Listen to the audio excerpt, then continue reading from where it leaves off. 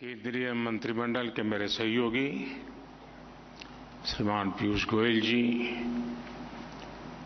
नारायण राणे जी, बहन दर्शना जरदोश जी, उद्योग और फैशन जगत के सभी साथी, हथकरघा और खादी की विशाल परंपरा से जुड़े सभी उद्यमी और मेरे बुनकर भाई बहनों, यहां उपस्थित सभी विशेष महानुभाव, देवी और सज्जनों, कुछ ही दिन पहले भारत मंडपम का भव्य लोकार्पण किया गया है। आप में से बहुत लोग पहले भी यहां आते थे और टेंट में अपनी दुनिया खड़ी करते थे। अब आज आपने बदला हुआ देश देखा होगा यहां।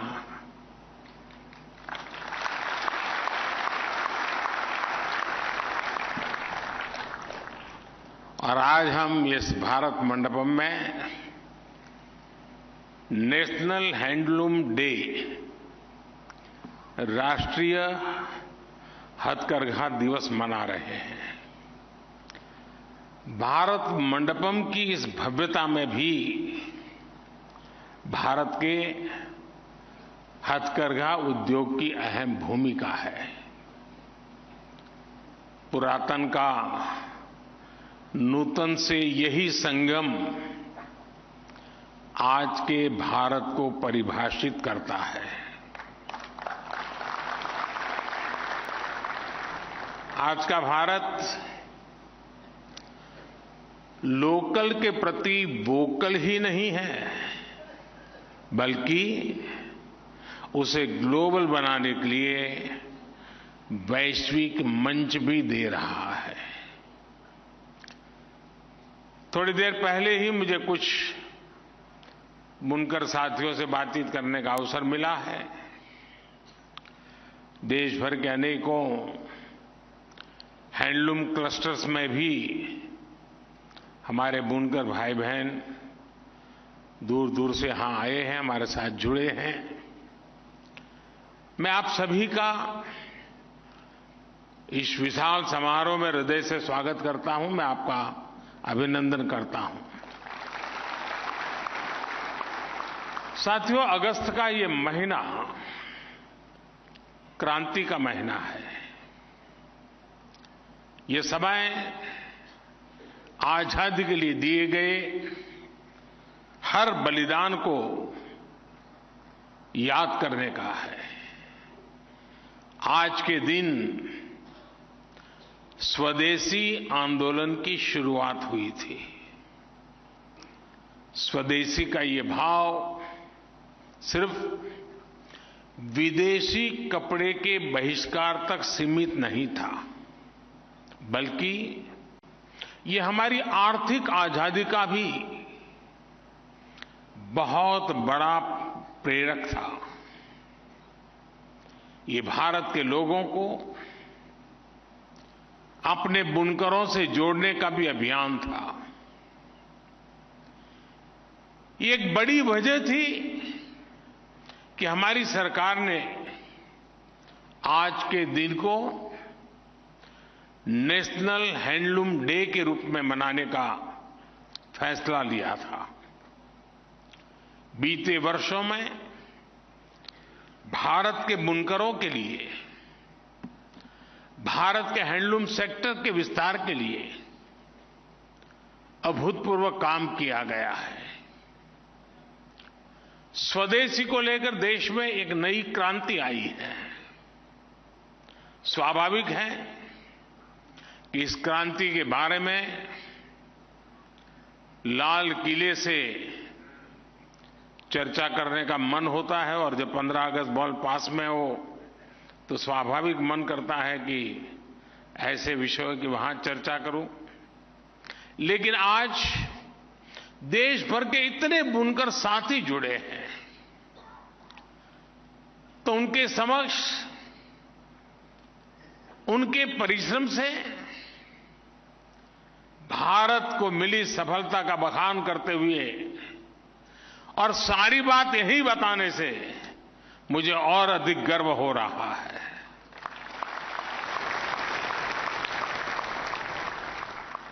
साथियों, हमारे परिधान, हमारा पहनावा हमारी पहचान से जुड़ा रहा है। यहां भी देखिए, भांति भांति के पहनाव, और देखते ही पता चलता है ये वहां से होंगे, वो यहां से होंगे, वो इस इलाके से आए होंगे। यानी हमारी एक विविधता हमारी पहचान है और एक प्रकार से हमारी विविधता को सेलिब्रेट करने का भी अवसर है। और ये विविधता सबसे पहले हमारे कपड़ों में नजर आती है। देखते ही पता चलता है कुछ नया है, कुछ अलग है। देश के दूर सुदूर क्षेत्रों में रहने वाले हमारे आदिवासी भाई बहन से लेकर बर्फ से ढके पहाड़ों तक विस्तार हुआ है वो लोग, तो दूसरी तरफ समुद्री तट से जिंदगी गुजारने वाले लोग, वहां से लेकर के मरुस्थल तक और भारत के मैदानों तक परिधानों का एक खूबसूरत इंद्रधनुष हमारे पास है।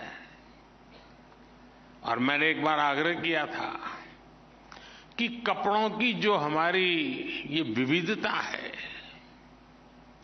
उसको सूचीबद्ध किया जाए, इसका संकलन किया जाए। आज भारतीय वस्त्र शिल्प कोश के रूप में ये आज मेरा वो आग्रह यहां फलीभूत हुआ देख करके मुझे विशेष आनंद हो रहा है। साथियों, ये भी दुर्भाग्य रहा कि जो वस्त्र उद्योग पिछली शताब्दियों में इतना ताकतवर था, उसे आजादी के बाद फिर से सशक्त करने पर उतना जोर नहीं दिया गया। हालत तो ये थी कि खादी को भी मरणासन्न स्थिति में छोड़ दिया गया था। लोग खादी पहनने वालों को हीन भावना से देखने लगे थे। 2014 के बाद से हमारी सरकार इस स्थिति और इस सोच को बदलने में जुटी है। मुझे याद है, मन की बात कार्यक्रम के शुरुआती दिनों में ही मैंने देश से खादी का कोई ना कोई सामान खरीदने का निवेदन किया था। उसका क्या नतीजा निकला, इसके हम सभी साक्षी हैं। पिछले 9 वर्षों में खादी के उत्पादन में 3 गुना से अधिक की वृद्धि हुई है। खादी के कपड़ों की बिक्री भी 5 गुना से अधिक बढ़ गई है।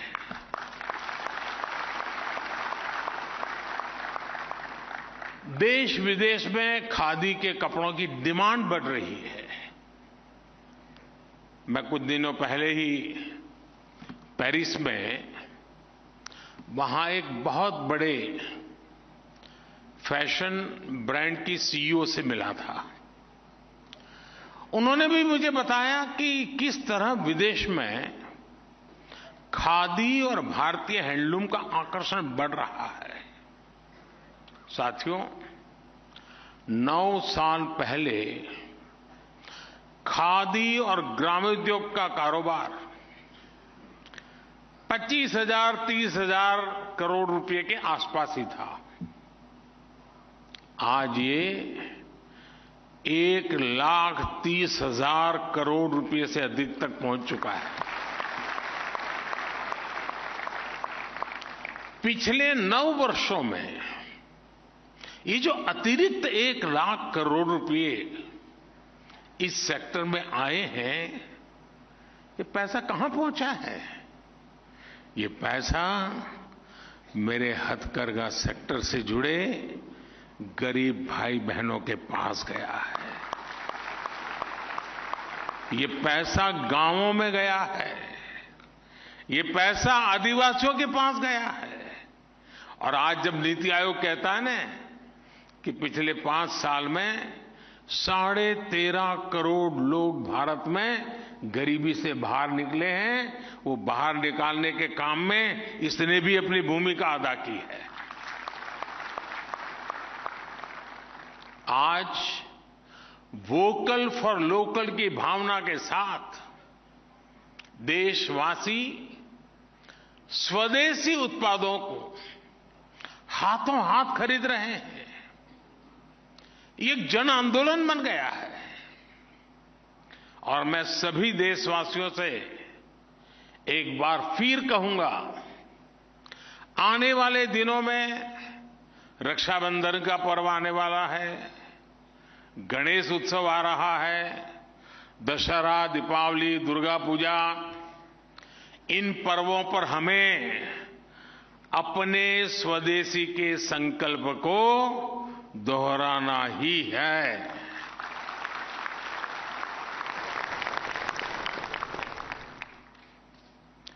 और ऐसा करके हम अपने जो हस्तशिल्पी हैं, अपने बुनकर भाई बहन हैं, हथकरघा की दुनिया से जुड़े लोग हैं, उनकी बहुत बड़ी मदद करते हैं। और जब राखी के त्योहार में, रक्षा के उस पर्व में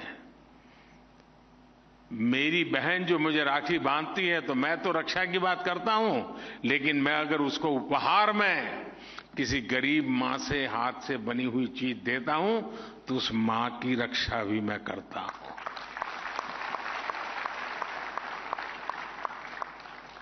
साथियों, मुझे इस बात का संतोष है कि टेक्सटाइल सेक्टर के लिए जो योजनाएं हमने चलाई हैं, वो सामाजिक न्याय का भी बड़ा माध्यम बन रही है।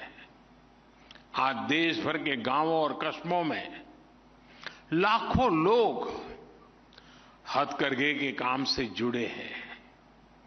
इनमें ज्यादातर लोग दलित, पिछड़े, पसमानदा और आदिवासी समाज से आते हैं।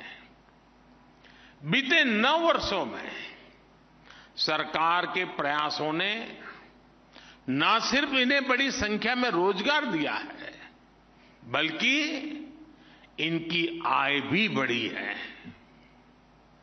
बिजली, पानी, गैस कनेक्शन, स्वच्छ भारत जैसे अभियानों का भी लाभ सबसे ज्यादा वहां पहुंचा है। और मोदी ने उन्हें गारंटी दी है मुफ्त राशन की। और जब मोदी गारंटी देता है तो उसका चूल्हा 365 दिन जलता ही जलता है। मोदी ने उन्हें गारंटी दी है पक्के घर की।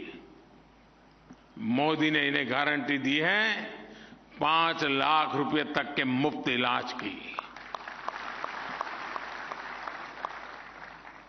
हमने मूल सुविधाओं के लिए अपने बुनकर भाइयों और बहनों को दशकों का इंतजार खत्म किया है।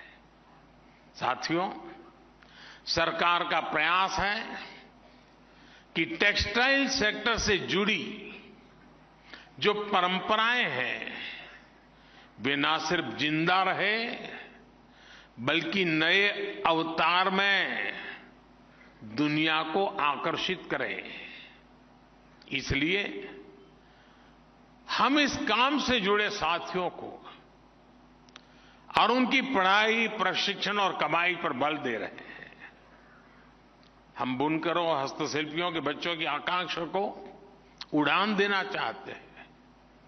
बुनकरों को बच्चों को स्किल ट्रेनिंग के लिए उन्हें टेक्सटाइल इंस्टीट्यूट्स में 2 लाख रुपए तक की स्कॉलरशिप मिल रही है। पिछले 9 वर्षों में 600 से अधिक हैंडलूम क्लस्टर विकसित किए गए हैं। इनमें भी हजारों बुनकरों की ट्रेनिंग दी गई है। हमारी लगातार कोशिश है कि बुनकरों का काम आसान हो, उत्पादकता अधिक हो, क्वालिटी बेहतर हो, डिजाइन नित्य नूतन हो। इसलिए उन्हें कंप्यूटर से चलने वाली पंचिंग मशीनें भी उपलब्ध कराई जा रही है। इससे नए नए डिजाइन तेजी से बनाए जा सकते हैं। मोटर से चलने वाली मशीनों से ताना बनाना भी आसान हो रहा है। ऐसे अनेक उपकरण, ऐसी अनेक मशीनें बुनकरों को उपलब्ध कराई जा रही है। सरकार हथकरघा बुनकरों को रियायती दरों पर कच्चा माल यानी धागा भी दे रही है। कच्चे माल को लाने का खर्च भी सरकार वहन करती है। मुद्रा योजना के माध्यम से भी बुनकरों को बिना गारंटी का ऋण मिलना संभव हुआ है। साथियों, मैंने गुजरात में रहते हुए बरसों मेरे बुनकर साथियों के साथ समय बिताया है। आज मैं जहां से सांसद हूं, काशी, उस पूरे क्षेत्र की अर्थव्यवस्था में भी हैंडलूम का बहुत बड़ा योगदान है। मेरी अक्सर उनसे मुलाकात भी होती है, बातचीत होती है, इसलिए मुझे धरती की जानकारी भी रहती है।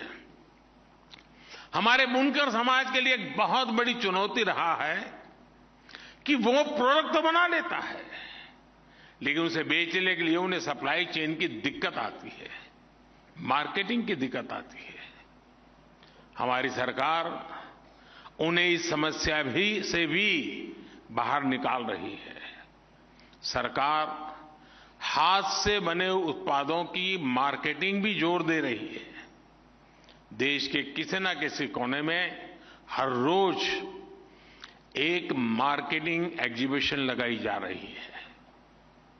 भारत मंडपम की तरह ही देश के अनेक शहरों में प्रदर्शनी स्थल आज निर्माण किए जा रहे हैं। इसमें दैनिक भत्ते के साथ ही निःशुल्क स्टॉल भी मुहैया कराया जाता है। और आज खुशी की बात है कि हमारी नई पीढ़ी के जो नौजवान हैं, जो नए नए स्टार्टअप्स आ रहे हैं, स्टार्टअप की दुनिया के लोग भी मेरे होनहार भारत के युवा हथकरघा से बनी चीजें, हस्तशिल्प से बनी चीजें, हमारे कॉटेज इंडस्ट्री से बनी चीजें, उसके लिए अनेक नई नई टेक्निक, नई नई पैटर्न्स, उसके मार्केटिंग की नई नई व्यवस्थाएं, अनेक स्टार्टअप्स आजकल इस दुनिया में आए हैं। और इसलिए मैं उसके भविष्य को एक नयापन मिलता हुआ देख रहा हूं। आज वन डिस्ट्रिक्ट वन प्रोडक्ट योजना के तहत हर जिले में वहां के खास उत्पादों को प्रमोट किया जा रहा है। देश के रेलवे स्टेशनों पर भी ऐसे उत्पादों की बिक्री के लिए विशेष स्टॉल बनाए जा रहे हैं। हर जिले के, हर राज्य के हस्तशिल्प, हथकरघे से बनी चीजों को प्रमोट करने के लिए सरकार एकता मॉल भी बनवा रही है। एकता मॉल में उस राज्य के हस्तकला उत्पाद एक छत के नीचे होंगे। इसका भी बहुत बड़ा फायदा हमारे हैंडलूम सेक्टर से जुड़े भाई बहनों को होगा। आप में से किसी को अगर गुजरात में स्टैच्यू ऑफ यूनिटी देखने का अवसर मिला होगा तो वहां एक एकता मॉल बना हुआ है। हिंदुस्तान के हस्तशिल्पियों द्वारा बनी हुई देश के हर कोने की चीज वहां उपलब्ध होती है। तो टूरिस्ट वहां जो आता है तो एकता का अनुभव भी करता है और उसको हिंदुस्तान के जिस कोने की चीज चाहिए वहां से मिल जाती है।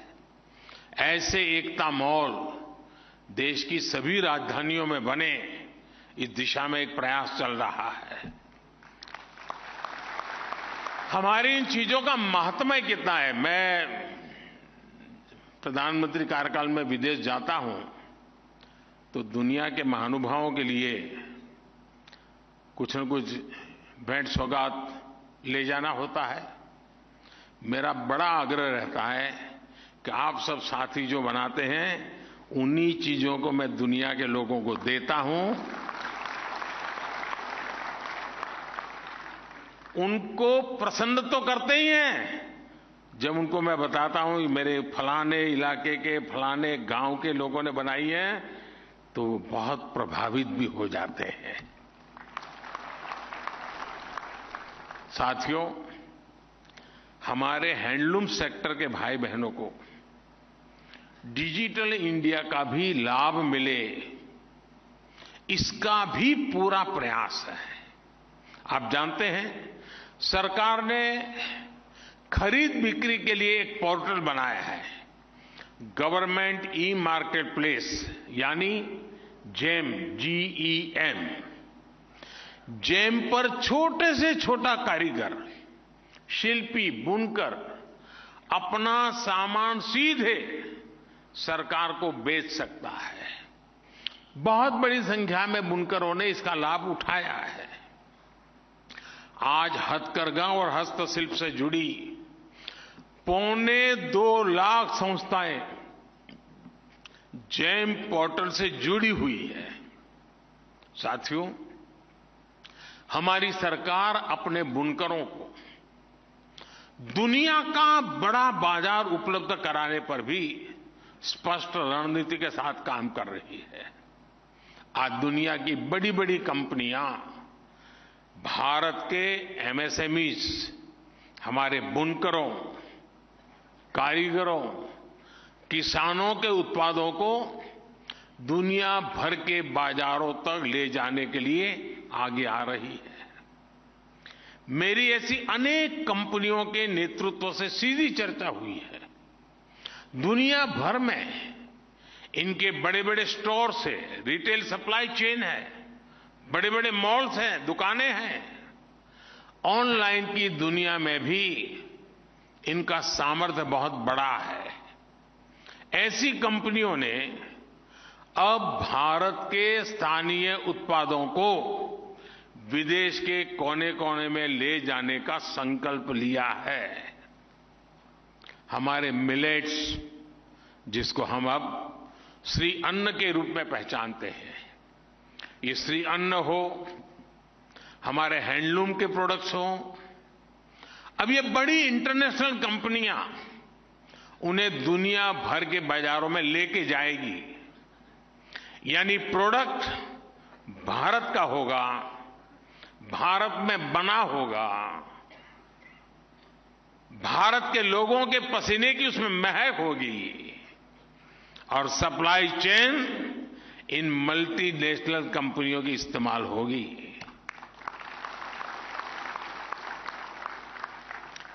और इसका भी बहुत बड़ा फायदा हमारे देश के इस क्षेत्र से जुड़े हुए हर छोटे व्यक्ति को मिलने वाला है।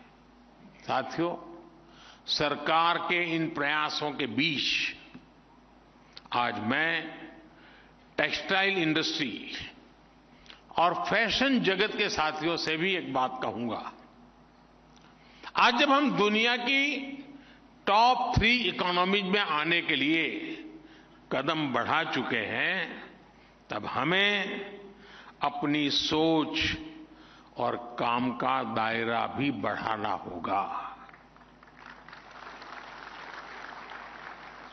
हम अपने हैंडलूम, अपने खादी, अपने टेक्सटाइल सेक्टर को वर्ल्ड चैंपियन बनाना चाहते हैं, लेकिन इसके लिए सबका प्रयास जरूरी है। श्रमिक हो, बुनकर हो, डिजाइनर हो या इंडस्ट्री, सबको एक निष्ठ प्रयास करने होंगे। आप भारत के बुनकरों की स्किल को स्केल से जोड़िए, आप भारत के बुनकरों की स्किल को टेक्नोलॉजी से जोड़िए, आज हम भारत में एक नियो मिडिल क्लास का उदय होता देख रहे हैं। हर प्रोडक्ट के लिए एक बहुत बड़ा युवा कंज्यूमर वर्ग भारत में बन रहा है। ये निश्चित रूप से भारत की टेक्सटाइल कंपनियों के लिए एक बहुत बड़ा अवसर है।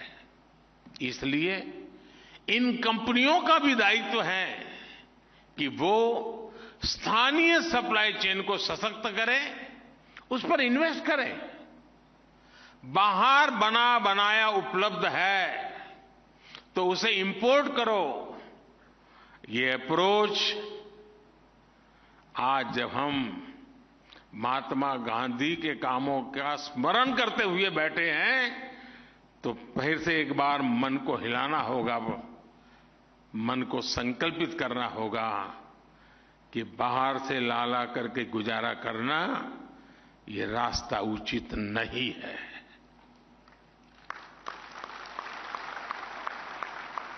इस सेक्टर के महारथी ये बहाने नहीं बना सकते कि इतनी जल्दी कैसे होगा, इतनी तेजी से लोकल सप्लाई चेन कैसे तैयार होगी। हमें भविष्य में लाभ लेना है तो आज लोकल सप्लाई चेन पर निवेश करना ही होगा। यही विकसित भारत के निर्माण का रास्ता है और यही रास्ता विकसित भारत के हमारे सपने को पूरा करेगा, 5 ट्रिलियन इकोनॉमी के सपने को पूरा करेगा, दुनिया के पहले 3 में भारत को जगह दिलाने का सपना पूरा होके रहेगा।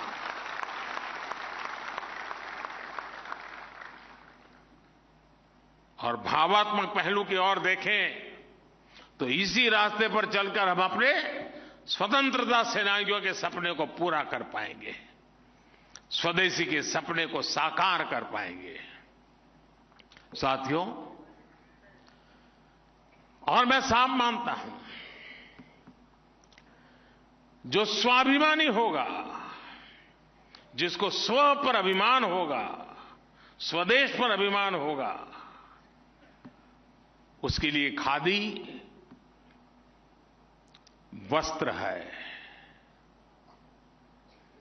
लेकिन साथ साथ जो आत्मनिर्भर भारत के सपने बुनता है, जो मेक इन इंडिया को बल देता है, उसके लिए ये खादी सिर्फ वस्त्र नहीं, अस्त्र भी है और शस्त्र भी है।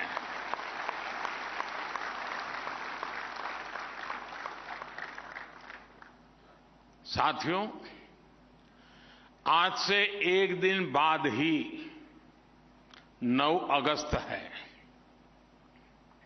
अगर आज का दिन स्वदेशी आंदोलन से जुड़ा है तो 9 अगस्त की तारीख भारत के सबसे बड़े आंदोलनों की साक्षी रही है। 9 अगस्त को ही पूज्य बापू के नेतृत्व में क्विट इंडिया मूवमेंट यानी इंडिया छोड़ो आंदोलन शुरू हुआ था। पूज्य बापू ने अंग्रेजों को साफ साफ कह दिया था, क्विट इंडिया। इसके कुछ ही समय बाद देश में ऐसा एक जागरण का माहौल बन गया, एक चेतना जग गई। आखिरकार अंग्रेजों को इंडिया छोड़ना ही पड़ा था। आज हमें पूज्य बापू के आशीर्वाद से उसी इच्छा शक्ति को समय की मांग है, हमें आगे बढ़ाना ही है। जो मंत्र अंग्रेजों को खदेड़ सकता था, वो मंत्र हमारे यहां भी ऐसे तत्वों को खदेड़ने का कारण बन सकता है। आज हमारे सामने विकसित भारत निर्माण का स्वप्न है, संकल्प है। इस संकल्प के सामने कुछ बुराइयां रोड़ा बनी हुई है। इसलिए आज भारत एक सूर में इन बुराइयों को कह रहा है, क्विट इंडिया। आज भारत कह रहा है, करप्शन क्विट इंडिया, यानी भ्रष्टाचार इंडिया छोड़ो। आज भारत कह रहा है, डायनेस्टी क्विट इंडिया, यानी परिवारवाद इंडिया छोड़ो। आज भारत कह रहा है, अपीजमेंट क्विट इंडिया, यानी तुष्टीकरण इंडिया छोड़ो। इंडिया में समाई ये बुराइयां देश के लिए बहुत बड़ा खतरा है, देश के लिए बहुत बड़ी चुनौती भी है। मुझे विश्वास है हम सभी अपने प्रयास से इन बुराइयों को समाप्त करेंगे, परास्त करेंगे और फिर भारत की विजय होगी, देश की विजय होगी, हर देशवासी की विजय होगी। साथियों, 15 अगस्त हर घर तिरंगा। और यहां तो मुझे आज उन बहनों से भी मिलने का मौका मिला जो देश में तिरंगा ध्वज बनाने के काम में सालों से लगे हुए हैं। उनसे भी मुझे नमस्ते करने का, बातचीत करने का मौका मिला। हमें इस 15 अगस्त को भी पिछली बार की तरह और आने वाले हर वर्ष हर घर तिरंगा, इस बात को आगे ले जाना है।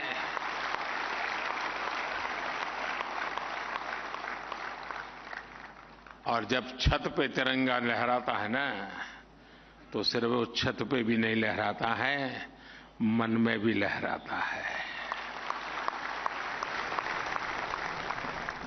एक बार फिर आप सभी को नेशनल हैंडलूम डे की बहुत बहुत शुभकामनाएं देता हूं।